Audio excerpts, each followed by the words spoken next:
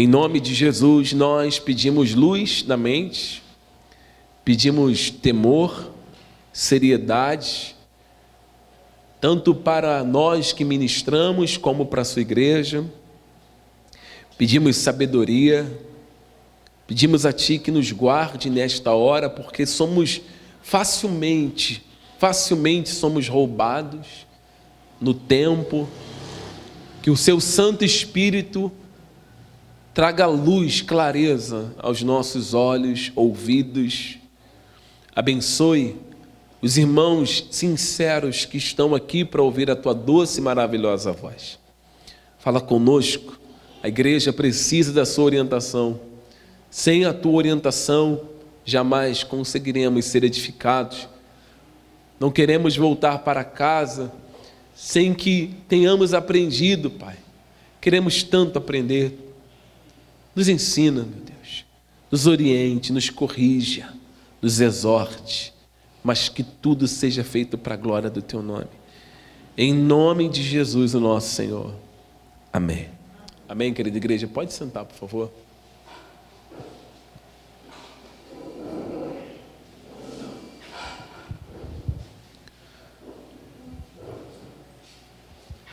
Eu não sei se alguém entre nós, alguns dos nossos irmãos, queridos irmãos que aqui estão, já se depararam com a fome na vida. Talvez sejamos privilegiados em alguns pontos, muitos de nós aqui, de nunca ter enfrentado a falta de alimento dentro de casa. Talvez alguns de nós aqui tivemos a graça de Deus de nascermos em uma família onde bem-sucedida, mas talvez muitos de nós, isso não é uma afirmativa, mas talvez muitos de nós poderíamos também, ou talvez passamos por esse momento de tanto sofrimento que é enfrentar a fome frente a frente. Quando você olha para o quadro mundial, você olha para o mundo, você vê que a luta contra a fome é uma coisa que acontece diariamente. As pessoas lutam para tentar extirpar de uma vez ou neutralizar a fome na vida de muitas pessoas, mas conforme o tempo passa, quanto mais se passa o tempo, o maior número de pessoas que padecem de fome aumenta. E a fome é algo tão duro, tão massacrante, tão difícil da gente conseguir lidar com ela, que uma pessoa muito faminta, ela chega a cometer coisas ou ter atitudes que aos olhos dos homens são atitudes que talvez quem esteja olhando não faria, mas somente passando ou estando na pele de alguém que está com muita fome, nós poderíamos ou sequer opinar ou dizer se tomaríamos ou não tal decisão. Eu estava assistindo um vídeo de uma missão que foi feita na África, onde haviam muitas crianças necessitadas com fome, e eles comiam biscoito de barro com sal, e eles comiam de uma forma que parecia aquele bolo que nós comemos em casa, aquele bolo de fubá com erva doce. Eles comiam numa alegria como se estivessem comendo uma lasquinha de pudim, ou um pedaço de pavê que você faz no final de semana. Eles comiam e bebiam a água junto com aquele biscoito de barro com sal, que a olho nu não dava para acreditar que aquelas crianças estavam se alimentando daquilo. E mais uma coisa que agora nós vamos trazer para os nossos dias comum, aqui no nosso dia a dia também, falando da fome. Eu acredito que muitos de nós aqui já comemos aquele lanche lá do Burger King, ou do McDonald's, ou até do Bob's. Nós chegamos, pedimos um lanche bom, grande, e comemos. E muitos de nós, às vezes, não conseguimos consumir todo aquele lanche. Em muitos casos, eu digo isso porque isso já aconteceu comigo, de eu comer, chegar no final e não conseguir comer o final, enrolar no papel e jogar numa lata de lixo. Eu não teria coragem de voltar lá no lixo, revirar o lixo e pegar o lanche que eu comi e joguei lá. Eu já teria nojo. De pegar aquele lanche que eu acabei de comer e joguei no lixo, eu teria nojo. Mas acredite se quiser, um morador de rua que viu você comendo aquele lanche, embrulhando e jogando na lata do lixo, ele pega aquele pedaço de pão e ele come. Porque é a única coisa que ele tende a fazer diante da fome que ele está enfrentando.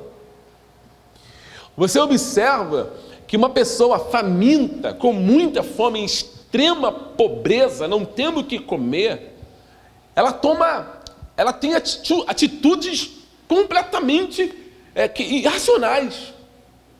Existem pessoas que roubam para comer, que a fome é tão grande que roubam. E isso aqui não é uma aprovação para o roubo, amém, amados? Não é. Roubo está fadado a ser preso, não pode roubar, mesmo estando diante da fome. Eu estou fazendo uma comparação para que você entenda que a fome é muito cruel. Quando você encontra alguém, que é o meu caso, tá? Meu caso, pastor Washington. Quando você encontra alguém cheio de não me toque, porque eu tenho muito problema com comida, eu não como tudo, tenho muita dificuldade com comida, mas você encontra pessoas hoje que usam essa frase: eu não como isso, eu não gosto disso não, isso é muito ruim. É porque você nunca passou fome. Porque uma pessoa com fome, ela come o biscoito de barro com sal. Uma pessoa com fome mesmo, ela revira a lata de lixo, ela tira os tapurus e come aquela pizza que está até estragada. Uma pessoa com fome, ela come aquela sobra de comida que sobrou no nosso almoço e que nós jogamos na lata do lixo. Aquela fruta que nós deixamos em cima do balcão e não comemos durante a semana porque aos nossos olhos é desprezível, esquecemos, e ela apodrece. O arroz que azedou, o feijão que azedou, eles comem, a fome faz isso. Olhando para a Bíblia, olhando para as Escrituras, nós encontramos a parábola do filho pródigo, onde um homem muito rico, que tem um pai muito poderoso, ele decide ir embora. O filho pródigo toma uma decisão: pai, me dá o que é o meu, que eu vou embora. O pai não discute, o pai não exige que ele permaneça, mas o pai diz: tá bom, ele vai. A Bíblia diz que ele vai viver uma vida dissoluta com os recursos que ele tem. Ele vive uma vida em queda no que diz respeito aos quesitos espirituais, na parte que envolve as questões judaicas ou os padrões judaicos. Ele se envolve no meio de vida da luxúria, até mesmo das prostituições, e o dinheiro vai embora. A palavra de Deus diz que ele cai em si, e caindo em si, ele se lembra que ele tem um pai, que o pai tem muitos funcionários que não tem falta de pão lá. Mas qual é a situação que ele vive? Ele vive uma vida tão miserável agora, o filho pródigo, que ele quer arrumar um trabalho, ele não consegue. Ele quer trabalhar e não consegue trabalho em lugar nenhum. E o único local que ele conseguiu trabalho é cuidar de porcos. Onde um judeu, porque Jesus está contando essa parábola e explicando, porque não havia contato de um judeu com porcos, é para mostrar a queda desse homem, literalmente. E para piorar, ele tem um desejo em si. O desejo que ele tem é se alimentar com as alfarrobas, que não é como a lavagem que é dada aos porcos nos dias de hoje, você não pode pensar em comida de porcos naquela época como hoje. Alfarrobas eram sementes pequenas que ao homem não lhe era autorizado comer porque não fazia bem para o ser humano, mas os porcos comiam. Ou seja, aquele homem está com tanta fome, o filho pródigo que tem um pai rico, ele está com tanta fome, a fome é tão grande, que ele olha para aquilo que o porco está comendo e quer comer também. É para você ter uma ideia de como a pobreza massacra as pessoas, que como a falta de alimento massacra as pessoas, que como a falta de assistência massacra as pessoas.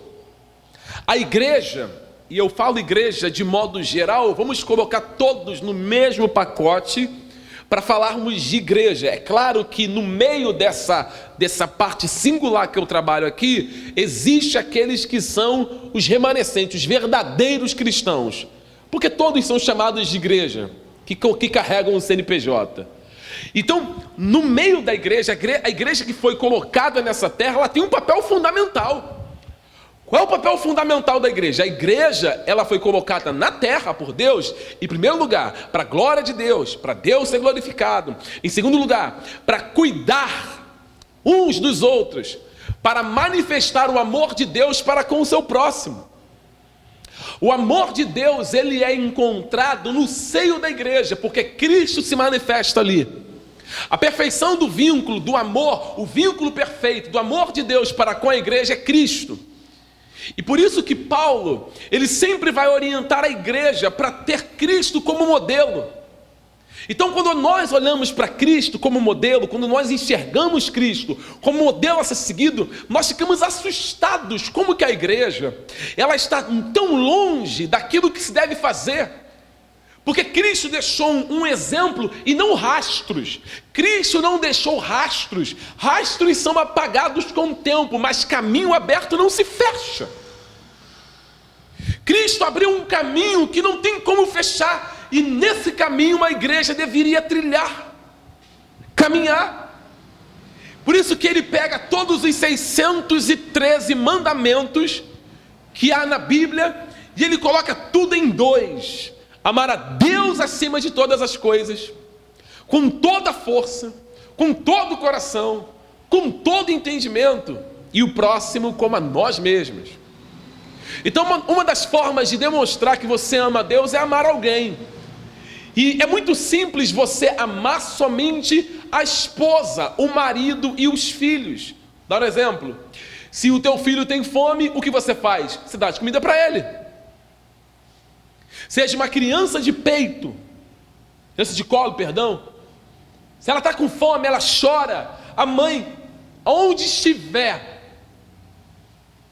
não tem essa história, aonde a mãe estiver, ela pode estar num ônibus, ela pode estar num banco, sentada num banco esperando a sua vez, ela pode estar numa praça, aonde ela estiver, ela coloca os seios para fora e alimenta o seu filho, porque o seu filho está faminto. A esposa, a mesma coisa com o seu marido, o marido, a mesma coisa com a sua esposa, porque são pessoas que nós amamos, e nós sempre vamos querer suprir a falta dessas pessoas, cuidar da vida dessas pessoas, fazer de tudo para que nunca haja falta para essas pessoas. Mas o que o Evangelho diz? O que o Evangelho diz que a igreja deve fazer? A igreja não pode olhar somente para si, ou para aqueles que têm tipagem sanguínea igual a sua. A igreja, ela precisa olhar para todos os irmãos que professam a mesma fé e estão trilhando o mesmo caminho. Conseguir identificar que no meio dos irmãos existem pessoas que padecem necessidades.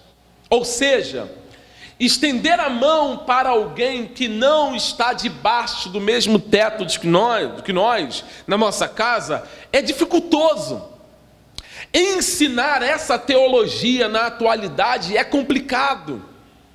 Falar sobre os deveres da igreja com os membros é difícil, Porque é um ensinamento que, em primeiro lugar, vai empobrecer o pastor. O pastor ensinando essa teologia bíblica, ele não vai ter sucesso se a mente dele estiver voltada para o enriquecimento pessoal. Ele está perdido. Ele está perdido.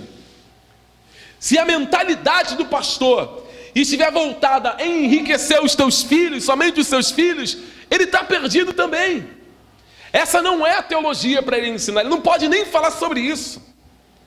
Porque o que vai acontecer? Ele vai ensinar os membros da sua igreja o que é o evangelho no que diz respeito ao evangelismo e o social. Porque o evangelismo não está desassociado da parte social, caminha junto. O evangelismo, ou seja, a palavra comunicada, a palavra anunciada, com a parte social, que é o assistencialismo, você assistir os seus irmãos, você cuidar dos seus irmãos. É como o Tiago fala na sua carta, que a fé, sem a companhia das obras, ela é morta. E ele usa esse contexto de fé e obras para falar sobre irmãos que têm dificuldade em alimentar-se. Por isso que ele usa que fé sem obras é mortas. É nesse contexto, depois você lê Tiago. Tiago está querendo que a igreja se preocupe, que a engrenagem funcione. Um se preocupando com o outro o tempo inteiro. Focado em não deixar ninguém na igreja padecer. Ou seja, a fome existe? Sim, existe. Quanto tempo dura a fome? Muito tempo. Desde quando existe a fome no mundo? Há muito tempo, desde quando o pecado entrou no mundo. Quem fez o homem pobre? O Deus. Quem fez o homem rico? Deus. Mas isso não tira a responsabilidade da igreja em assistir essas pessoas. É isso que nós vamos aprender. Então, um ponto principal que eu quero que você que está aqui conosco entenda é o seguinte: a igreja tem obrigações com os seus membros? Sim. O pastor ele tem uma obrigação com cada pessoa que padece na igreja? Sim. O pastor tem que ensinar a igreja sobre a mordomia cristã? Sim. Como? Com aquilo que está escrito na Bíblia Sagrada. Então, a primeira parte que nós vamos tratar agora é o interesse pastoral. Aonde está o interesse? Quando nós lemos o Evangelho de João, vamos abrir, por favor, igreja. João capítulo 12, vamos abrir aqui por gentileza. Eu queria que você fosse acompanhando, em nome de Jesus, tá?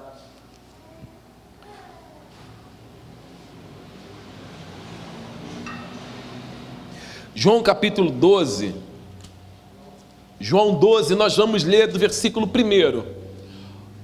Analisa junto comigo enquanto eu estiver lendo. Eu quero que você vá meditando no que está acontecendo nesse jantar aqui, nessa reunião que está acontecendo na casa de Maria, de Lázaro e na casa de Marta.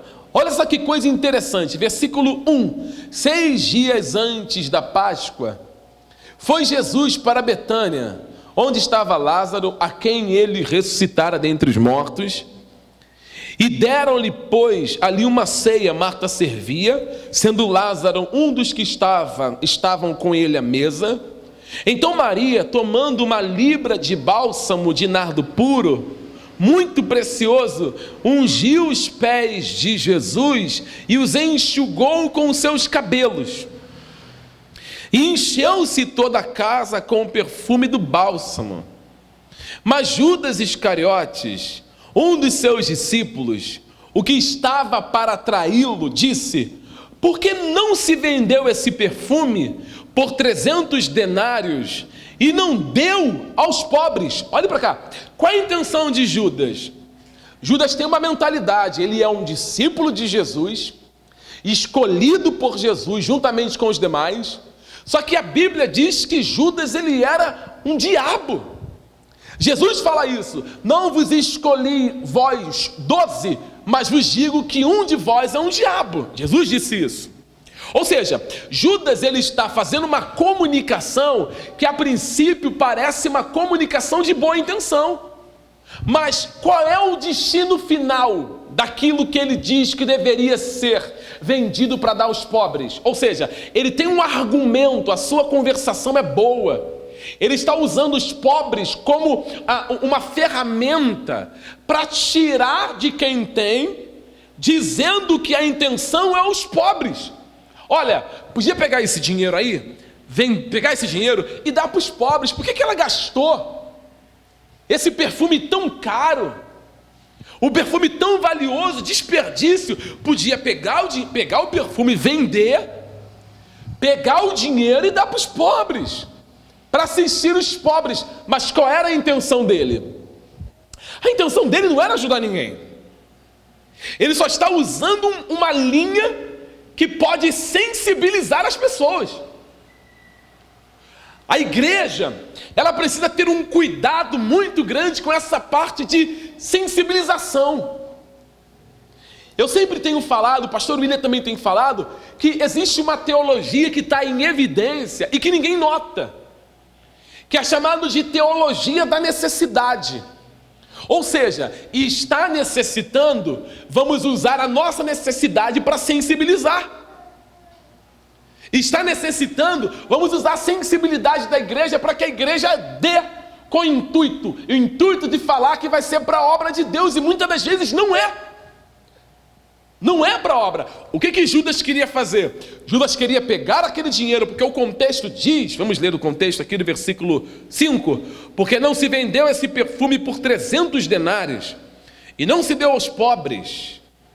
Isto disse ele não porque tivesse cuidado dos pobres, mas porque ele era ladrão, e tendo a bolsa tirava o que nela se lançava. E Jesus, entretanto, disse: deixa, que ela guardou isso para o dia em que me embalsamarem, porque os pobres vocês sempre os tendes convosco, mas a mim nem sempre me tendes. Jesus está dizendo: olha, eu sei que o pobre precisa de ajuda, mas o que essa mulher está fazendo aqui, esse perfume, ela guardou para mim. Jesus está dizendo: o que ela está fazendo está correto, Judas. Deixa ela à vontade, esse perfume é para mim, é para o meu corpo ser embalsamado. Os pobres, vocês sempre terão eles com vocês. Os pobres sempre estarão aí para vocês ajudarem. Os pobres sempre vão existir, e vocês podem fazer pelos pobres muito mais. Mas eu vou embora daqui. Jesus está falando: eu vou morrer, eu vou ressuscitar, eu vou embora, e os pobres vão ficar. Ou seja, ele está deixando claro que a igreja deve prestar assistência aos pobres, que os pobres precisam ser cuidados. Mas aonde entra Judas aqui? Ele é um homem interesseiro, um homem ganancioso. Isso aqui desmancha a teologia da prosperidade, faz com que a teologia da prosperidade ela venha minguar, ser dissolvida, porque Jesus está falando que os pobres eles sempre vão estar. Ou seja, o que a teologia da prosperidade ensina? Ensina que uma pessoa pobre ela pode dar para Deus. Se ela tiver, ela pode arrumar um dinheiro, pegar emprestado e dar para Deus, que Deus vai dar para ela o dobrado. E é uma mentira. Isso é um engano. A minha mãe ficou... Quanto tempo a senhora ficou lá naquela igreja, mãe? Eu nem falei o nome, mas ela falou. Quanto tempo? Assista. Mais de 5 anos. E era a mesma mensagem para ela. Perdia as contas, trabalhava loucamente, ganhava dinheiro, trabalhava, juntava dinheiro o mês inteiro e dava no altar todo o salário debaixo dessa promessa: Deus vai te fazer enriquecer. Minha mãe não ficou rica até hoje.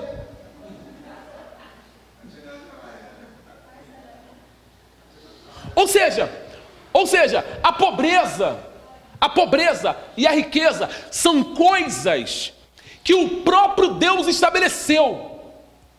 Você pode se perguntar assim: mas Deus fez o pobre? Sim. Deus fez o rico? Claro.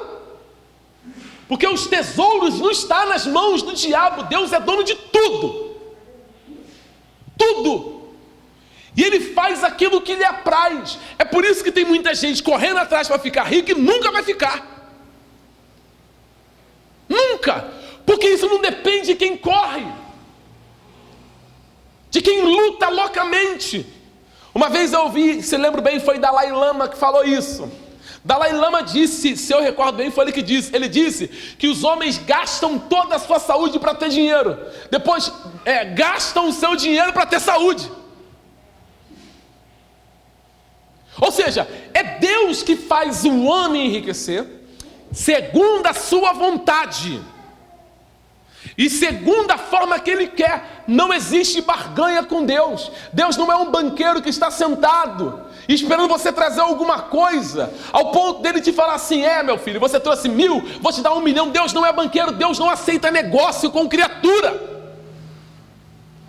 Não existe negócios com Deus nessa parte. Ele é Senhor, Ele é dono de tudo. Então os homens hoje estão usando as ferramentas que possam mexer no coração das pessoas, ou oferecer falta de riqueza, oferecer também o sucesso financeiro, e as pessoas compram isso. Como que compra? Põe no altar, entrega tudo no altar. Oferta na igreja é bíblica? É. Contribuição na igreja é bíblica? Sim. Podemos ser fiéis a Deus? Sim. Mas como que a Bíblia ensina? Qual é a forma de se fazer? É isso que nós vamos aprender. Você precisa rejeitar todo tipo de ensinamento de Judas. Judas tinha uma teologia caída, que é repreendido por Cristo. Você não pode ir nessa linha. Você tem que fugir disso, correr disso, porque esse não é o Evangelho. O Evangelho de Jesus não é isso. Abra aí em Deuteronômio capítulo 15. Vou lá no Antigo Testamento para te mostrar, e daqui a pouco eu faço a exposição de 1 Coríntios. Estou lendo com vocês alguns textos, para que nós tenhamos aqui uma base muito mais firme para falar sobre o assunto. Deuteronômio capítulo 15, abra por favor. Deuteronômio capítulo 15, para que você veja o que Deus fala com os filhos de Israel acerca dos pobres. Deuteronômio capítulo 15, nós vamos ler o versículo 7 em diante. Queria muito que a igreja fosse acompanhando junto conosco para entendimento, ou acompanhar na televisão, que a parte do texto que nós estamos lendo está aí. Quando entre ti houver algum pobre de teus irmãos, em alguma das tuas cidades, na tua terra, que o Senhor teu Deus te dá, não endurecerás o teu coração, nem fecharás as mãos a teu irmão pobre. Antes lhe abrirás de todo a mão, e lhes emprestará o que lhe falta, quanto baste para a sua necessidade. Guarda-te que não haja pensamento vil no teu coração, nem digas: está próximo o 7º ano, o ano da remissão, de sorte que os teus olhos sejam malignos para com teu irmão pobre, e não lhes dê nada, e ele clame contra ti ao Senhor, e haja em ti pecado. Livremente lhe darás, e não seja maligno o teu coração quando lhe deres, pois por isso te abençoará o Senhor teu Deus em toda a tua obra, em tudo que empreenderes, pois nunca deixará de haver pobres na terra. Deus falando, nunca deixará de haver pobres. Por isso eu te ordeno, livremente abrirás as mãos para o teu irmão, para o necessitado, para o pobre na tua terra. Ou seja, os cristãos, os servos de Deus, os cristãos da antiga aliança, eles já receberam uma ordem, uma lei da parte de Deus, que eles precisavam cuidar dos irmãos mais pobres que estivessem nos seus termos. Aqueles que tinham dificuldade e estavam nos seus termos, os cristãos da antiga aliança, eles precisavam suprir, e não tinha que viver de avareza com os seus irmãos mais pobres. Pelo contrário, eles tinham que abrir as mãos para que aquela pessoa fosse suprida. O povo de Israel recebeu essa direção da parte de Deus. Ou seja, a igreja da nova aliança, no Novo Testamento, vai seguir o mesmo padrão. A mesma linha que Deus estabelece lá atrás para o povo hebreu, para os judeus, agora é igual, é idêntica. Então Paulo agora, ele vai pregar o evangelho da parte de Deus, ele sai para anunciar o evangelho, mas ele sai para anunciar o evangelho debaixo de uma orientação. O apóstolo Paulo, ele não é aquele homem que foi chamado por Deus para pregar para o povo judeu. O ministério apostólico de Paulo é um ministério gentílico, ele foi chamado para anunciar o evangelho aos gentios. Ele é um homem que vai desbravar territórios, não que ele não pregue aos judeus, mas o chamado de Paulo é para os gentios. Mas como que Paulo vai pregar para os gentios? Qual é a mensagem que Paulo vai levar aos gentios? Mensagem salvação, ou seja, é vida e morte. Ele vai falar da morte e de ressurreição, porque esse é o evangelho. Ele vai evangelizar, ele vai falar do amor de Deus. Mas qual é a orientação que Pedro dá para Paulo? Qual é a orientação que João dá para Paulo? Qual é a orientação que Tiago dá para Paulo? Porque esses três são líderes da igreja.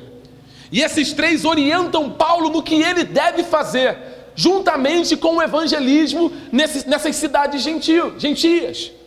Paulo tem uma missão. Vamos ler Gálatas capítulo 2, para você entender a orientação e qual é o evangelho a ser anunciado. O que Paulo recebe como orientação? 2 discípulos, 2 apóstolos. Gálatas capítulo 2, eu já volto para iniciarmos a leitura em Coríntios. Mas vamos ler Gálatas. Gálatas capítulo 2. Versículo de número 5. Vamos ler o versículo 3. Contudo, nem mesmo Tito que estava comigo, eu estou em Gálatas 2, versículo 3. Contudo, nem Tito que estava comigo, sendo grego, foi constrangido a circuncidar-se. E por causa dos falsos irmãos que se entremeteram com o fim de espreitar a nossa liberdade que temos em Cristo Jesus e reduzir-nos à escravidão, aos quais nem ainda por uma hora nos submetemos, para que a verdade do evangelho permanecesse entre vós. E quanto àqueles que pareciam ser de maior influência, quais tenhais sido outrora, não me interessa. Deus não aceita a aparência do homem. Esses digo que me pareciam ser alguma coisa, nada me acrescentaram, antes pelo contrário, quando viram que o evangelho da incircuncisão me fora confiado, como a Pedro o da circuncisão, pois aquele que operou eficazmente em Pedro para o apostolado da circuncisão, também operou eficazmente em mim, para com os gentios. E quando conheceram a graça que me foi dada, Tiago, Cefas, que é Pedro, e João, que eram reputados colunas, me estenderam a mim e a Barnabé, e deem a destra da comunhão, a fim de que nós fôssemos para os gentios, e eles para a circuncisão, recomendando-nos somente que nos lembrássemos dos pobres, o que também me esforcei para fazer. Ou seja, a orientação que Paulo recebe dos apóstolos é uma só. Olha, você vai pregar o evangelho para os gentios? Vai sim. Deus levantou você como uma coluna para anunciar o evangelho aos gentios. Deus te abençoe. Mas a nossa orientação para você, irmão Paulo, é o seguinte: você não pode se esquecer dos pobres de Jerusalém. Quando você for pregar o evangelho para os gentios lá, ensine aos gentios a contribuírem para os nossos irmãos pobres de Jerusalém, para os necessitados da cidade. Jerusalém precisa ser suprida, os pobres precisam ser cuidados. Por que Jerusalém? Porque é onde a igreja foi implantada, onde tudo começou, e ali haviam muitos irmãos que padeciam necessidade. Ou seja, quando o evangelho ele é implantado e o evangelho começa a crescer de uma maneira sobrenatural, a igreja não tinha necessidade de nada. Os cristãos não padeciam necessidade de comida, de alimentação no início da igreja, em Jerusalém. Não há falta para os cristãos. Quando você lê Atos capítulo 2 e os versículos 40 até o finalzinho, do versículo 40 até o final, o que você encontra lá? Que eles viviam juntamente, unanimemente.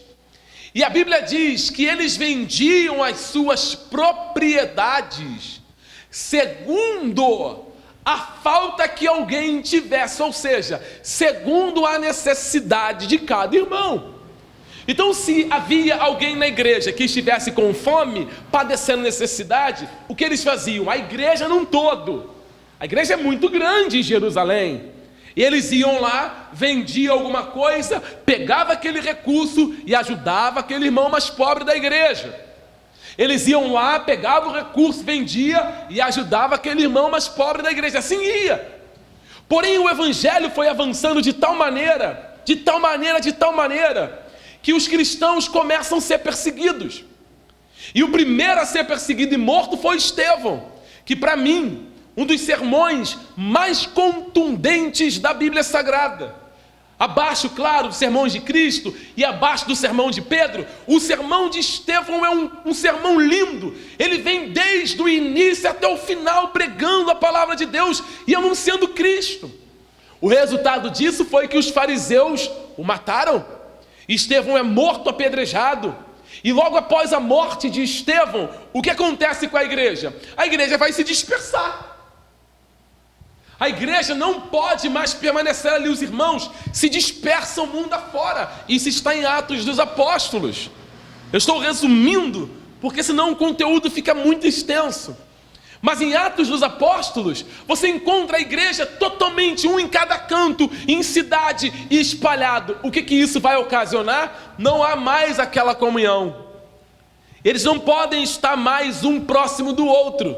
E os líderes principais, eles não podem estar perto, porque os apóstolos permaneceram em Jerusalém, mas a igreja foi dispersa. Então, para você entender a respeito da dispersão da igreja, você tem que ler a carta de Tiago, porque a carta de Tiago é para aqueles que estão na dispersão. Então, se você pegar a carta de Tiago, você vai entender muita coisa depois de hoje, que Tiago está escrevendo para quem está disperso, para aqueles cristãos que estão sem comida. Por isso que ele repreende os ricos que não queriam ajudar os irmãos mais pobres, que estão dispersos. Os cristãos que tinham mais condições, eles viraram cristãos egoístas. Eles guardavam para si. Ou seja, a igreja está debaixo de um problema muito sério e falta recurso para os cristãos. E para piorar, depois da morte de Estevão, em Atos capítulo 11, está narrado lá em Atos, que veio uma fome muito grande. Uma fome que tomou conta de toda a cidade de Israel. Muitas pessoas padeceram, morreram, tiveram necessidades. Então a viagem missionária de Paulo, Paulo vai debaixo dessa orientação, que os cristãos que estão padecendo em Jerusalém, eles precisam ser supridos. Supridos por quem? Por aqueles que vão ouvir sobre o evangelho. Aqueles que agora vão ouvir sobre boas novas, que são os gentios, que é o povo da galáxia, é o povo de Coríntio, é o povo daquelas regiões da Ásia, da Macedônia, para onde Paulo vai, o povo de Roma. Paulo vai viajando e vai anunciando o evangelho. Muitas almas vêm para Cristo, mas ele não deixava de falar sobre essa mordomia, porque isso era um mandamento, era uma ordem que ele não poderia quebrar.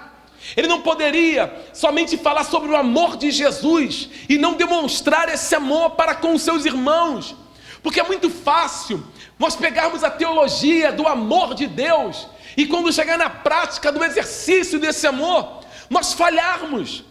Nós somos falhos às vezes nesse quesito em compadecermos dos nossos irmãos. Então a fala linda no altar impressiona muita gente. Impressiona quem assiste no YouTube, impressiona as pessoas que caminham atrás de muitos pastores, impressiona muitas pessoas. Mas o evangelho realmente não é aquele só falado, mas o vivido. É aquele que se pratica, aquele que se vive dia após dia. Como eu falei aqui de Mateus 7, que Jesus disse que o homem prudente é aquele que ouve a sua palavra e a pratica. que nós não podemos só ouvir o Evangelho, mas praticar o Evangelho. Então Paulo está pondo em prática a orientação que ele recebe. A orientação que ele recebeu, ele não despreza, dizendo assim: eu sou o apóstolo Paulo, eu posso fazer o que eu quero, eu não quero nem saber essa história de cuidar de viúva, essa história de ficar mandando recurso para Jerusalém, não, daqui para frente sou eu. É um cara antropocêntrico, que só pensa em si. Não, Paulo não é assim, mas nós temos muitas pessoas assim no mundo, claro. Eu até disse hoje de manhã enquanto eu pregava, o Evangelho hoje virou uma das coisas mais fáceis de trazer riqueza para alguém mal intencionado. É simples, é só ter uma boa teologia, é só comprar um livro de teologia sistemática, comprar outro livro que fale um pouquinho sobre hermenêutica, estudar, comprar outro livro que fala sobre a história da igreja e cair para dentro, pronto, o cara já é pastor. Ele pode botar numa placa, se botar num púlpito e começar a pregar ali. Mas se o intuito dele não for para a glória de Deus, se o intuito dele não for colocar Deus no centro o tempo inteiro, ser teocêntrico, não falar das maravilhas de Deus, sobre os atributos de Deus, sobre a glória de Deus, sobre o que a igreja realmente deve ser, o que espera a igreja, para onde a igreja vai, aquele homem ele fica rico e egocêntrico. Se ele não fala sobre as coisas de Deus, na seriedade, no temor e na verdade, as pessoas, os membros da igreja padecem, os membros da igreja sofrem, e ele prega somente a teologia. Ele prega somente sobre coisas que aquecem o coração, mas não traz vida para a alma. Deus não quer somente corações acesos. Deus precisa de almas convertidas e só o Evangelho pode fazer isso. Não existe outro caminho. O caminho que Cristo deixou, ele não pode ser desvirtuado. E os homens estão pregando, irmãos. Entra lá no meu canal no Facebook. No mês de julho, pandemia, eu gravei um vídeo e eu falei assim: irmãos, vocês podem esperar que quando chegar o mês de novembro, próximo a dezembro, vai vir uma enxurrada de pastores nas redes sociais, no Instagram, dizendo que 2021 será o ano da restituição, o ano da recuperação, o ano que você vai dar a volta por cima. Mas espera lá. O que eu ouvi ano passado era que 2020 seria melhor do que 2019. E não foi. Amém, irmãos? Alguém está aqui?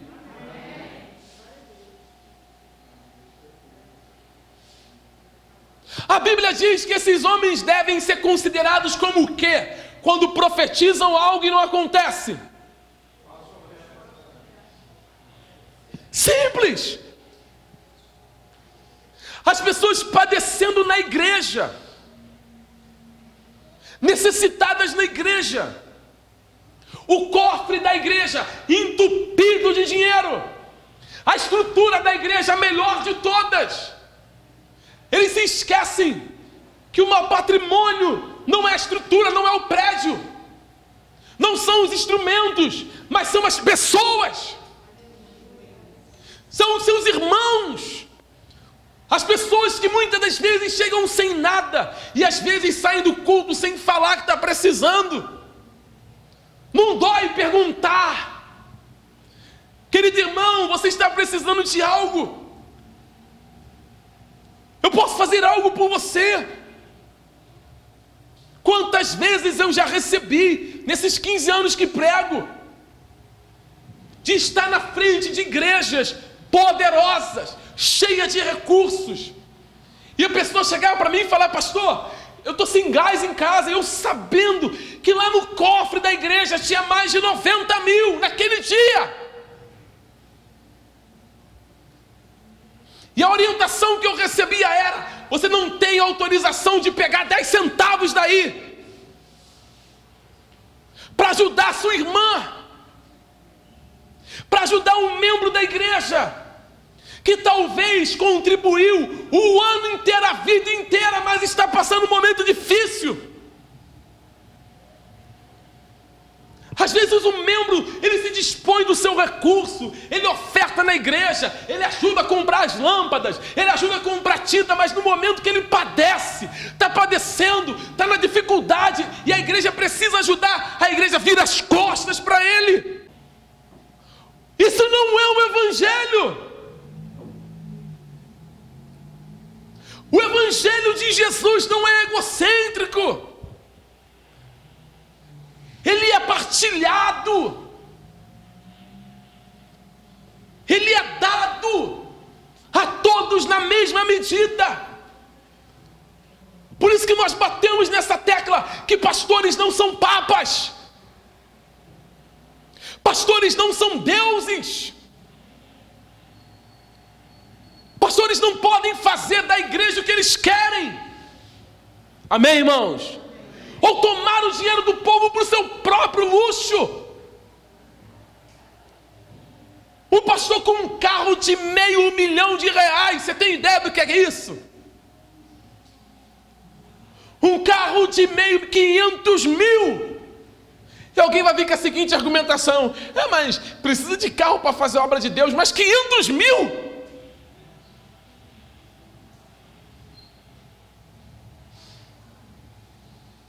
Para quê? É para a glória de Deus isso? Não é para a glória de Deus. É para a glória sua. Se aquele pastor não trabalha e ele só vive da obra, da onde veio o dinheiro? Para comprar o apartamento, a cobertura na Vieira Solto? Para comprar a mansão em Alphaville? O pastor não quer morar no bairro, não. O pastor quer morar nas partes mais nobres do nosso Rio. É chuva, irmã, é chuva. Não quer. Aí o membro da igreja, alguém está me ouvindo? Está com uma casinha de telhado lá, que pinga tudo quando chove, que ele tem que empurrar a cama para lá, pegar o filho, botar o filho num canto, e às vezes ele dorme no chão. E o pastor, irmãos, eu não sou contra o pastor ser bem remunerado não, amém, querido? Que a Bíblia fala sobre isso, são dignos de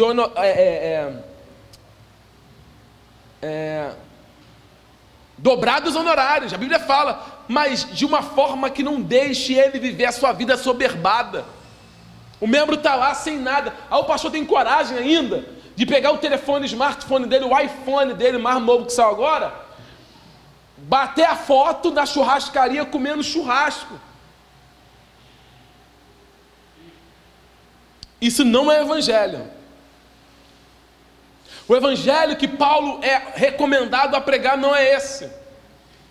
O evangelho que Paulo vai pregar é o evangelho do compartilhar. E esse evangelho serve para todos nós que estamos aqui.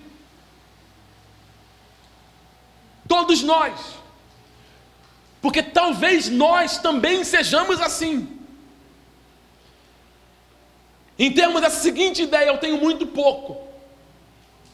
Eu ganho muito pouco, pastor, eu tenho pouco, não dá para ajudar ninguém. O pouco que você tem se transforma em muito diante daquele que não tem nada. Você consegue entender isso? O que eu tenho só dá para comprar ovo. Compra o ovo, coma para a glória de Deus. Vamos voltar para 1 Coríntios capítulo 16.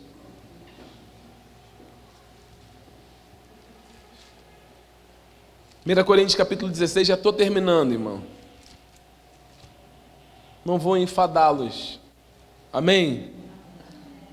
Então o apóstolo Paulo agora está pregando para uma igreja nova. Coríntios é uma igreja que foi instruída, vai ser instruída acerca também dessas coisas. Aí ele fala no capítulo 16, no versículo 1, o seguinte: quanto à coleta para os santos, fazei vós também como ordenei às igrejas da galáxia. Ou seja, onde ele passava ele ordenava que deveria ser separado esses recursos. Verso 2: no primeiro dia da semana, cada um de vós ponha de parte em casa, conforme a sua prosperidade, e vá juntando, para que se não faça coletas quando eu for. E quando tiver chegado, enviarei com cartas, para levarem as vossas dádivas a Jerusalém, aqueles que aprovardes. Se convier que eu vá, eles irão comigo. Ou seja, Paulo está fazendo uma campanha de arrecadação por onde ele passa, e esses recursos precisam ser enviados para os cristãos necessitados em Jerusalém, para aquele povo que tinha dificuldades por causa da fome, por causa da perseguição, por causa das lutas que aconteciam. Então havia muitos cristãos que dependiam desse recurso. Até o próprio Paulo dependia desse recurso. Até aqueles que pregavam o evangelho precisavam desse recurso, mas não para eles enriquecerem, mas para que eles pudessem pregar a palavra de Deus, anunciar a palavra de Deus. Então nós temos que observar quais são as prioridades da contribuição. Qual é a prioridade, pastor? A prioridade da contribuição, onde que entra? Nós temos dever de fazer bem a todas as pessoas. A Bíblia fala que nós devemos fazer o bem a todas as pessoas, mas principalmente aos domésticos da fé. Ou seja, a sua contribuição, ela deve ser bem empregada. Todos que são dessa igreja sabem, todos que são membros aqui nessa igreja sabem. Os envelopes dessa igreja não tem nome. Você olhar, você vai ver, não tem nome, espaço para nome, já falei isso aqui. Porque a nossa intenção é ficar no anonimato mesmo. Nós não queremos nem saber. Queremos nem saber quem é aquele membro que ganha X, que ganha Y. Porque o homem, ele é corruptível. E eu digo para você, tem misericórdia. O membro que tem muito dinheiro, às vezes, ele é tratado diferente pelo pastor. O pastor trata ele diferente. Meu amigo, vamos pro meu escritório, tomar um café comigo aqui, senta aí na mesa. E aquele que nada tem é tratado com desprezo. Não é assim. Não. Todos precisam ser medidos com a mesma régua, da mesma maneira. O mesmo amor para o irmão que não tem nada é o mesmo amor para aquele que tem muito. O mesmo amor para aquele que está abastado é o mesmo amor para aquele que nada tem. O amor tem que ser igual. Então o apóstolo Paulo, ele não se aproveitava desses recursos para si, mas para enviar aos seus irmãos, para as causas dos cristãos que estavam em aperto. Por exemplo, abre em Atos dos Apóstolos, capítulo 20. Irmãos, eu estou correndo aqui porque o assunto, falar sobre esse ponto aqui me deixa bem à vontade, porque é um assunto que nós estamos combatendo, não é de hoje. Atos dos Apóstolos, capítulo 15, vamos ler, é importante. Veja o comportamento de Paulo na sua saída de Éfeso. Depois de ele ter pregado em Éfeso, ele está indo embora de Éfeso. E como que ele se porta na sua saída de Éfeso? Olha aqui, Atos capítulo 20, versículo 32, olha só. Agora, pois, encomendo-vos ao Senhor e a palavra da sua graça, que tem poder para vos edificar e dar herança entre todos os que são santificados. Aí ele diz: de ninguém eu cobicei prata, nem ouro, nem vestes. Vós mesmos sabeis que essas mãos me serviram para o que me era necessário, a mim e aos que estavam comigo. Eu tenho vos mostrado em tudo que trabalhado assim é necessário socorrer os necessitados e recordar as palavras do próprio Senhor Jesus, que mais bem-aventurado é você dar do que receber. Ou seja, Paulo, ele esteve no meio dos irmãos e nunca cobiçou nada deles. Paulo está falando: eu nunca cobicei a prata de vocês, eu nunca cobicei o ouro de vocês, eu nunca cobicei nada de vocês, irmãos. Paulo está dizendo: essas mãos me serviram, ou seja, essas mãos contribuíram para aquilo que era necessário a mim, Paulo falando, e aqueles que estão comigo, ou seja, para o anúncio do evangelho. Paulo fazia suas viagens missionárias e às vezes não chegava recurso para ele. Eram aqueles que estavam ali que tinham que suprir a sua necessidade, os próprios cristãos. Como aconteceu com Áquila e Priscila, que ajudaram muito Paulo, suprir a necessidade de Paulo muitas vezes. Como que Paulo foi cuidado, muitas vezes cuidado, sabe, socorrido nas suas necessidades. O Evangelho, ele está dizendo, não foi por meus usos e frutos, foi por causa do Evangelho. O propósito sempre vai ser o Evangelho, não para mim, mas era porque era necessário. Paulo não trabalhou fazendo tendas em Coríntios, gente. Lá em Coríntios, o que ele fazia? Tendas. Por quê? Não tinha recursos. Não havia como Paulo fazer, se locomover. Então ele ia lá, fazia tenda, vendia as tendas, fazia as redes, vendia para ter recursos para o Evangelho, para a glória de Deus, para Deus ser glorificado, para Deus ser engrandecido. 1 Coríntios capítulo 16, voltando lá. Então tudo tem que ser feito para a glória de Deus, até essa parte da mordomia, dos recursos, eles devem ser empregados tanto na vida dos nossos irmãos, como para a obra de Deus. 1 Coríntios capítulo 16, versículo 5, Paulo dizendo: eu irei ter convosco por ocasião da minha passagem pela Macedônia, porque devo percorrer a Macedônia, e bem pode ser que convosco me demore, ou mesmo passe o inverno, para que me encaminheis nas viagens que eu tenha de fazer, porque eu não quero agora ver-vos apenas de passagem, pois espero permanecer convosco algum tempo, se o Senhor permitir. Ficarei, porém, em Éfeso até o Pentecostes, porque uma porta grande e oportuna para o trabalho se me abriu, e há muitos adversários. Ou seja, o apóstolo Paulo é um homem muito pé no chão. Aqui nesse contexto, o que ele está falando? Ele fala: olha, eu queria muito estar com vocês, eu vou passar pela Macedônia e devo percorrer essas regiões, e eu queria ver vocês, eu queria estar aí com vocês. Só que ele coloca algo que chama muita atenção: se Deus permitir. Veja que ele não é um cara que fala assim, eu vou fazer e vai ser assim. Ele sempre coloca, se Deus permitir. É ele colocando Deus no controle, ele sempre deixando Deus no controle da vida dele.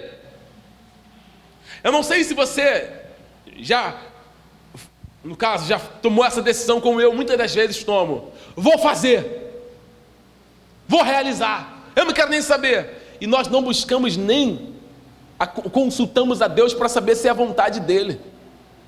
Paulo está dizendo, se Deus permitir, eu vou. É aquele texto que está lá em Provérbios, que muitos são os planos do coração do homem, mas da boca de Deus vem a última resposta. É Deus que trilha, que guia Paulo por esse caminho. Ele se deixa solto nas mãos de Deus, para Deus fazer dele ou levá-lo aonde ele quiser. Fazer dele, Paulo, seu instrumento para onde ele quiser. E aí entra o versículo 8, que Paulo vai dizer assim: eu ficarei em Éfeso até o Pentecostes. Aí ele fala, porque uma porta grande se abriu, uma porta larga se me abriu. Ou seja, quando nós falamos de portas abertas, não é motivo para dar glória a Deus, gente? Não? Hã? O pessoal fala assim, ai, abriu uma porta, glória a Deus. Não é isso?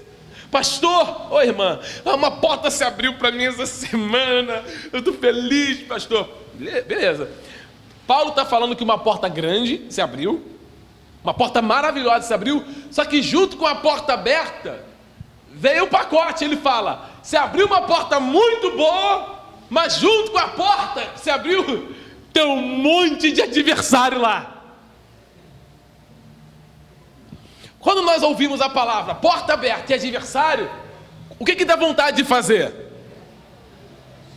Ou fugir, ou fechar a porta, ou falar, Deus, isso não é para mim não. É muito brabo, olha quanta gente tem lá, é muito adversário. Só que o que Paulo fala? Uma porta aberta se me abriu e eu vou ficar. Porque não importa se isso vai causar mal ao seu corpo, se for o propósito de Deus. Quando você vive para a glória de Deus, você deixa de se importar com o seu bem-estar. Amém, crente? Você abandona isso. Você acha que é prazeroso estar num lugar cheio de adversário? Olha como é que era Éfeso. Eu vou só frisar aqui rapidinho. Éfeso. Vamos fazer um panorama de Éfeso. Rapidinho. Depois, se você quiser ler, é só ler Atos dos Apóstolos, capítulo 18, 20. Lê lá. Cidade de Éfeso, uma cidade idólatra. Quem é a guardadora da cidade de Éfeso? Diana. A idolatria é muito grande, tão grande, que a cidade ficava tomada de viajantes que idolatravam essa divindade lá. Diana dos Efésios, ou Afrodite. Lotada, ó, lotada. Paulo chega nesse cenário. Lá tem prostituição, lá tem mágico, lá tem bruxaria, lá tem tudo. Paulo chega lá. Lá tem sinagogas. Paulo chega lá. Primeira coisa, Paulo vai pregar nas sinagogas deles. Os líderes das sinagogas relutaram com Paulo. Paulo teve que ficar combatendo ali, pregando o evangelho para aqueles homens naquela sinagoga, lutando, uma luta terrível. Ele teve que pregar e falar que Diana dos Efésios não era deusa. Paulo, ele fez com que aquele povo que vendia nichos de Diana, ou seja, nicho é imagem pequena, perdesse o trabalho, porque os homens não conseguiam mais vender. As pessoas estavam sendo libertas, ou seja, Paulo diz que lá em Éfeso, ele lutou com feras. Eu preguei isso domingo passado, feras, e não sabemos se era feras animal, eu acredito que não sejam animais, acredito mesmo que sejam homens, que em conluio se levantavam contra Paulo, e ferozmente combatiam contra ele. É a minha crença, eu acredito nisso, porque a Bíblia não traz essa informação, mas eu acredito que seja mesmo pessoas e não animais. Esse é o cenário de porta que Deus abre, um cenário cheio de problema, mas Paulo fala que uma porta que se abriu é oportuna para o trabalho. Ele fala, é oportunidade, Deus abriu essa porta. Mas espera lá, tem muito adversário, que eu faço? Vou ou não vou? Mas não é Deus que abriu. Vai causar males para Paulo? Vai, mas o nome de Deus vai ser glorificado. Almas serão resgatadas, vidas serão alcançadas. É como na Zona Oeste, irmão, onde nós estamos, implantando igreja, está implantada. Querido, eu conheço aquela cidade desde 2007. Fui pastor lá em 2007, fui pastor lá em 2013, fui pastor lá em 2015. Irmãos, é difícil demais. Mas pensa num povo que ama ouvir o evangelho. Eles sentam, eles ficam paralisados. Eu disse hoje de manhã e repito, eu amo aquela terra, como eu amo Nova Iguaçu. Nasci em Nova Iguaçu, minha segunda terra é Zona Oeste, Campo Grande. Mas eu não queria ir para lá, de jeito nenhum. A minha esposa sabe disso, de maneira nenhuma. Mas Deus abriu a porta, Senhor, e agora? Existem muitos adversários e você tem que ir. E nós não temos que ficar olhando para o bem-estar, não. 40 quilômetros para ir, 40 quilômetros para voltar. É cansativo, é penoso. Mas tudo tem que ser feito para a glória de Deus. Tudo tem que ser feito para o nome de Deus ser glorificado. Eu ainda levo um povo comigo para lá. Levei o Ronilson, né, Ronilson? Glória a Deus, né? Esse homem só Jesus. Né, João? Nós levamos esse homem para lá para embolsar um muro. Eu não sabia que eu estava arrumando para a minha vida. Quantos metros de muro, Ronilson? Alguém entende de metragem aí? Esse homem embolsou num dia quantos metros? Num dia ele embolsou 60 metros. Você imagina para fazer um traço? Eu fiquei arrebentado. Nunca mais lavo ele. Já tem muitos adversários. Tô brincando. Então assim, é um trabalho muito difícil. Nós temos o costume de correr daquilo que é difícil, gente. Ou desistir fácil. Amém, queridos? Mas nós precisamos entender, é Deus. Foi Deus que fez isso, é Deus que abriu essa porta, e temos que buscar orientação para saber se realmente é Deus, para executarmos. Paulo, ele fica, ele não foge, ele fica, ou ficar, e ficou até o Pentecostes. Vamos concluir, versículo 10. Aí Paulo agora começa a fazer os elogios. Aqui agora, entre os elogios que Paulo faz a certas pessoas, verso 10: e se Timóteo for, vede que esteja sem receio entre vós, porque trabalha na obra do Senhor como eu também.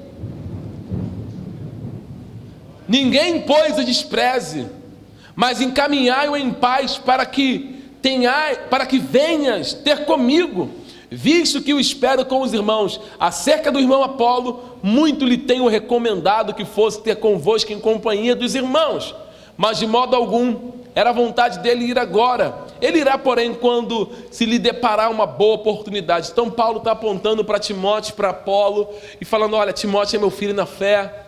Apolo é um grande amigo, eloquente na palavra de Deus, que me ajudou na pregação do Evangelho em Éfeso, me ajudou na pregação da palavra em Corinto. Vocês conhecem o irmão Apolo, mas ele não quis ir agora. É um grande homem. Paulo está elogiando tanto Timóteo, orientando. Aqui é a orientação para receberem Timóteo, sabe, de bom coração, receberem Timóteo, seu filho na fé. E aí Paulo, ele começa a fazer umas exortações finais agora para terminar a carta. Ele vai exortando a igreja, no finalzinho ele vai exortando e mostrando para a igreja a respeito da vigilância de tudo aquilo que ele ensinou, de tudo aquilo que ele disse desde o capítulo 1 até agora. Ele vai ensinando, admoestando a igreja a ser vigilante. Versículo 13, estou terminando: sede vigilantes, permanecei firmes no que, igreja? Portai-vos varonilmente e fortalecei-vos. Todos os votos atos sejam feitos em amor. Ele bate de novo no capítulo 13. Tudo tem que ser feito em amor. Fiquem firmes, fiquem constantes, se fortaleçam na oração, na leitura da palavra, e tudo que vocês forem fazer, façam com amor. Aí ele volta novamente para a questão do elogio. Aí ele vai falar de Estéfanas, de Fortunato, de Acaico, elogia Áquila, elogia Priscila, pessoas que cuidaram dele, ajudaram ele, foram pessoas que trabalharam com Paulo, foram homens e mulheres que deram as suas vidas em prol do Evangelho. Versículo 15: agora, irmãos, eu vos peço o seguinte: sabeis que a casa de Estéfanas são as primícias da Acaia. Ou seja, a casa de Estéfanas é a primícia de onde as coisas começaram, e que se consagraram ao serviço dos santos, que também vos sujeiteis a esses tais, como também a todo aquele que é cooperador e obreiro. Eu alegro-me com a vida de Estéfanas, e de Fortunato, e de Acaico, porque estes supriram o que da vossa parte faltava. Ou seja, eram aqueles homens que contribuíam, supriam as necessidades, porque trouxeram refrigério ao meu espírito e ao vosso. Reconhecei, pois, a homens como estes. Paulo está falando: reconheçam que eles estão fazendo a obra para Deus, são homens de Deus, são pessoas que precisam ser reconhecidas. Paulo está elogiando o cristão. Ele precisa aprender a receber elogios, irmãos. Uma coisa é você ficar puxando sardinha, amém, crente? Outra coisa é você elogiar. Até para receber um elogio, você tem que estar com o coração em Cristo, porque senão a pessoa infla. Sabe o que é inflar, né? Ela se sente o Poseidon, o Deus, o Senhor de toda a terra. Mas Paulo está elogiando homens de Deus, pessoas que contribuíram para o Evangelho, para a causa do Evangelho, pelas vidas que foram alcançadas pelo Evangelho. Versículo 19, para a gente terminar: as igrejas da Ásia vos saúdam no Senhor. Muito vos saúdam Áquila e Priscila, e bem assim a igreja que está na casa deles. Todos os irmãos vos saúdam. Saudai-vos uns aos outros com ósculos santos. A saudação escrevo eu, Paulo, de próprio punho.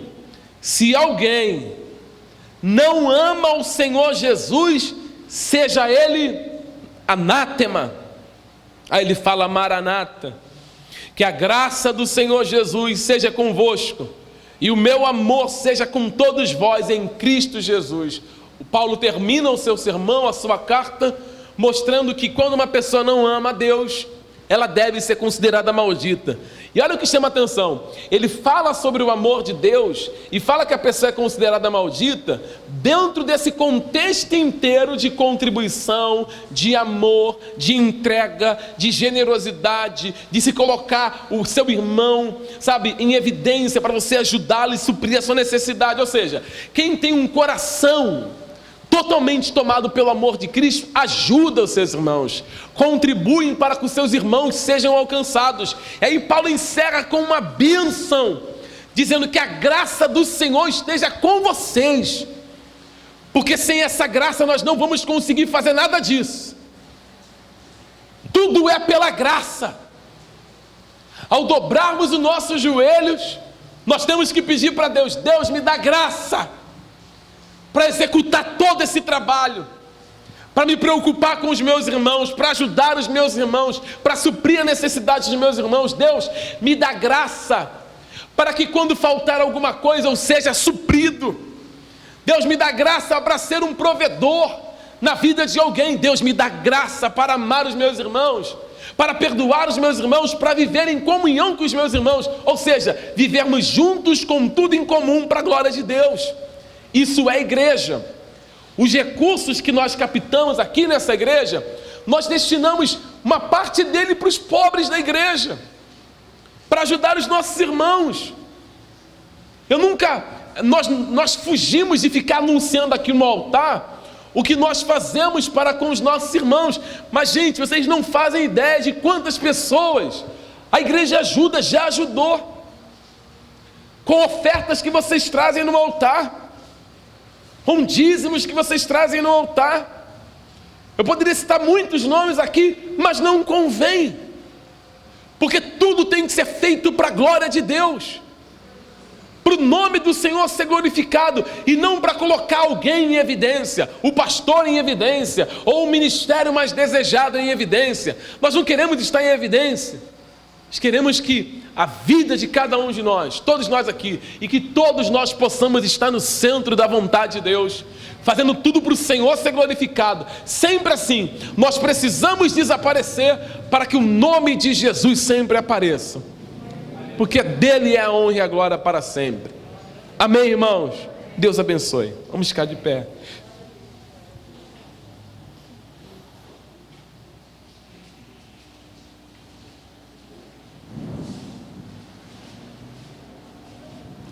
Eu não esperava essa chuva, mas glória a Deus por ela.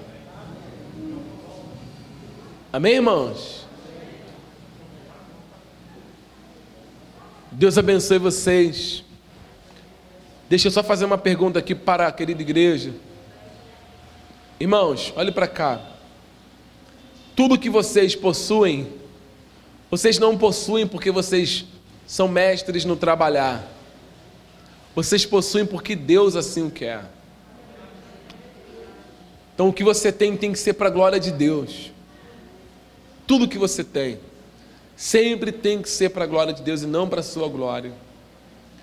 Nós pedimos sempre à igreja, pedimos aos irmãos da igreja, quando chega o momento da oração, eu sempre falo: irmãos, peça para Deus te dar condições de você viver isso. Porque o melhor de tudo é viver. O melhor de tudo é viver. Viver é muito mais além do que pregar. muito mais. Eu sempre friso frases de Charles Haddon Spurgeon porque é um dos meus teólogos principais. Eu aprendo muito com ele porque a nossa igreja ela é de linha batista. Então, assim, a nossa confissão de fé também é batista. Então, assim, eu sigo muitos ensinamentos de Charles Haddon Spurgeon. E tem uma coisa que ele fala, que ele falou em um dos seus livros, que eu até aconselho você comprar para ler, que é Lições aos Meus Alunos. Ele diz que é preferível ter 100 homens que saibam orar do que 1000 homens que saibam pregar. Ele fala que a oração, que a prática da oração, ela é muito mais valiosa do que 1000 homens que estejam no altar pregando. Porque do que adianta nós sermos pregadores e a nossa vida com Deus ela é muito vazia. Vida vazia, sem temor. Eu publiquei um vídeo do pastor Paulo Júnior, que também é de linha batista, eu gosto muito. Coloquei nos grupos da igreja. E aquilo que o Paulo Júnior falou ali naquele vídeo estremeceu meu espírito por dentro. Porque ele fala de temor. Falta-nos temor para as coisas de Deus. Amém, irmãos? Falta-nos temor. Falta-nos reverência. Isso nos falta.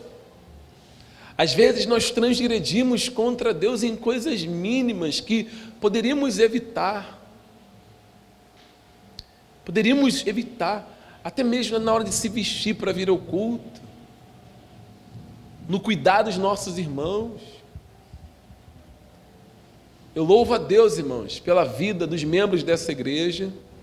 Reconheço, como Paulo fez, que aqui nós temos pessoas que trabalham muito conosco, doam mesmo a sua vida por amor ao Evangelho. Doam, a gente vê que tem gente que, se eu fosse sozinho, não conseguiria. Então, vejo que é uma entrega total.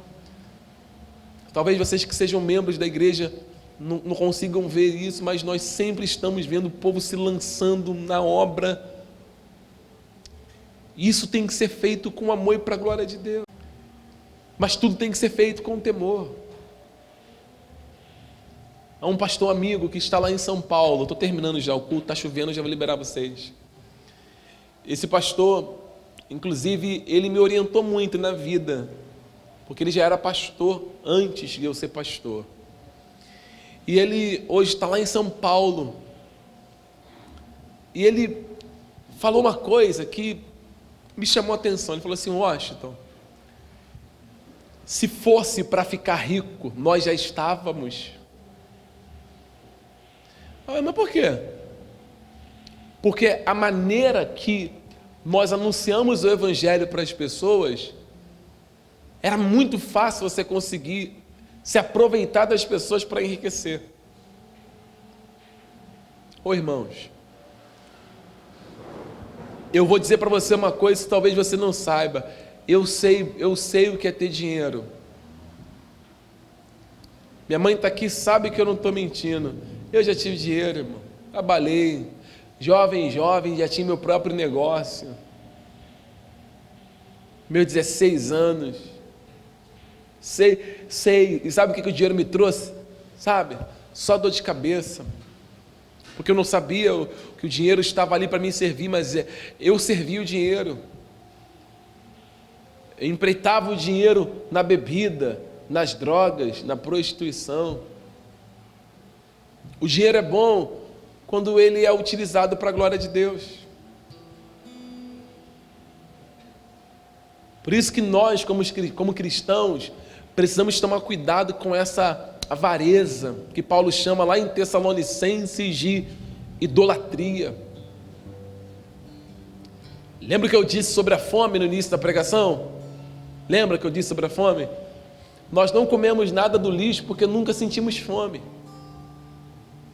Haviam cristãos em Jerusalém padecendo de fome.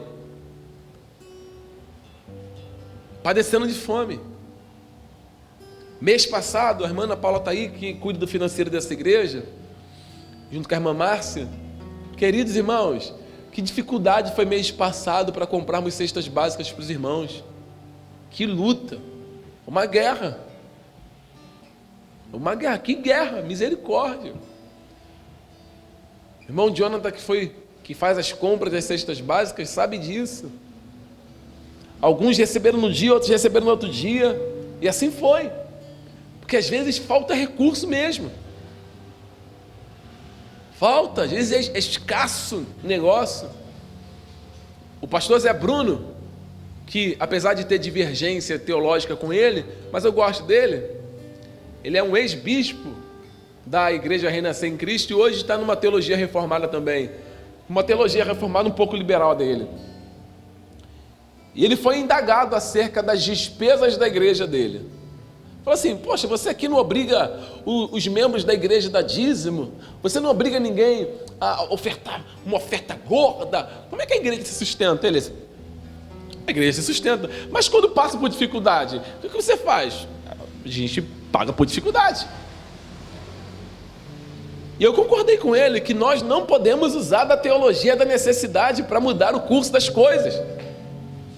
Nós temos aqui comunicar à igreja, nós temos despesa X para pagar. Nós temos um aluguel para pagar, nós temos as compras para os irmãos para pagar. E assim vai. Nós temos um irmão lá em Campo Grande. Eu vou falar.